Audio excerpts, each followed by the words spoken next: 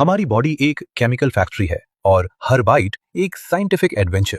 इस यात्रा की शुरुआत होती है मुंह से। जैसे ही एक निवाला मुंह में आता है, दांत उसे काटते हैं, चबाते हैं और पीसते हैं।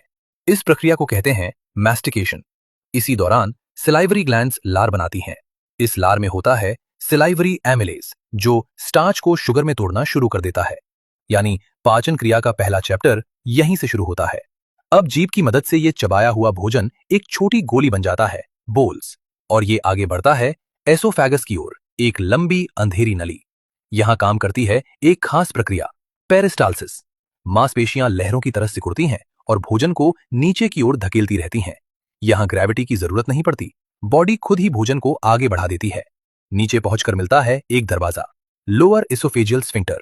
ये खुलता है, बोल्स को अंदर जाने देता है और फिर तुरंत बंद हो जाता है, क्योंकि आगे है एक तेजाबी दुनिया। और अब बोलस पहुंचता है स्टमक में, शरीर के सबसे शक्तिशाली पाचन कक्ष में। यहां गैस्ट्रिक ग्लैंड्स तीन महत्वपूर्ण चीजें बनाती हैं। पहली, हाइड्रोक्लोरिक एसिड HCl, जिसका pH लगभग 1.5 से 3 के बीच होता है। ये तेजाब बैक्टीरिया को मारता है और पाचन एंजाइम्स को सक्रिय करता है। दूसरी, पेप्सिन, जो प्रोटीन को छोटे टुकड़ों में तोड़ता है। और तीसरी, म्यूकस, जो स्टमक की दीवारों को इस तेजाब से सुरक्षित रखता है। अब स्टमक भोजन को मथता है, रगड़ता है और तोड़ता है, और धीरे धीरे बनता है एक गाढ़ा अर्ध तरल मिश्रण, जिसे कहते हैं चाइम। लगभग 2 से 4 घंटे बाद खुलता है एक और दरवाजा, पाइलोरिक स्फिंक्टर, और चाइम पहुंचता है स्मॉल इंटेस्टिन में। यहीं से शुरू होता है पाचन का सबसे बड़ा केमिकल कोलैबोरेशन। यहां 2 महत्वपूर्ण ऑर्गन मदद करते हैं। लिवर बनाता है बाइल, एक हरा पीला रस।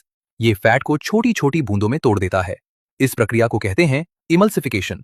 पैंक्रियास भेजता है 3 शक्तिशाली एंजाइम्स, पैंक्रियाटिक एमिलेज स्टार्च के लिए, लाइपेज फैट के लिए, ट्रिप्सिन प्रोटीन के लिए। साथ ही आता है बाइकार्बोनेट, जो स्टमक के तेज एसिड को न्यूट्रलाइज कर देता है। स्मॉल इंटेस्टिन लगभग 6 से 7 मीटर लंबी होती है। यहां से होता है हमारे भोजन का लगभग 90% पोषण एब्जॉर्प्शन। इसकी दीवारों पर होते हैं लाखों विली और हर विलस पर होते हैं हजारों माइक्रोविली।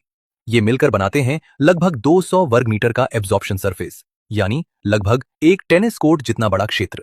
यहां से ग्लूकोज और अमीनो एसिड्स सीधे खून में चले जाते हैं और फैट जाता है लैक्टियल्स के रास्ते। इसके बाद बचा हुआ चाइम पहुंचता है लार्ज इंटेस्टिन में, जो लगभग 1.5 मीटर लंबी होती है। यहां पानी और इलेक्ट्रोलाइट्स एब्जॉर्ब होते हैं और धीरे धीरे चाइम बदलने लगता है ठोस मल में। यही रहते हैं हमारे गट माइक्रोबायोटा, अरबों लाभकारी बैक्टीरिया। ये बैक्टीरिया फाइबर को फर्मेंट करते हैं, विटामिन के बनाते हैं और बनाते हैं शॉर्ट चेन फैटी एसिड्स। ये छोटे छोटे फैटी एसिड्स हमारी आंत की कोशिकाओं को ऊर्जा देते हैं, सूजन कम करते हैं और पाचन व ब्लड शुगर को संतुलित रखते हैं। याद रखिए, आपकी आंत में बैक्टीरिया आपकी खुद की कोशिकाओं से भी ज्यादा है। अंत में ठोस मल जमा होता है रेक्टम में। दबाव बढ़ते ही मस्तिष्क को संकेत जाता है। इसे कहते हैं डिफेकेशन रिफ्लेक्स।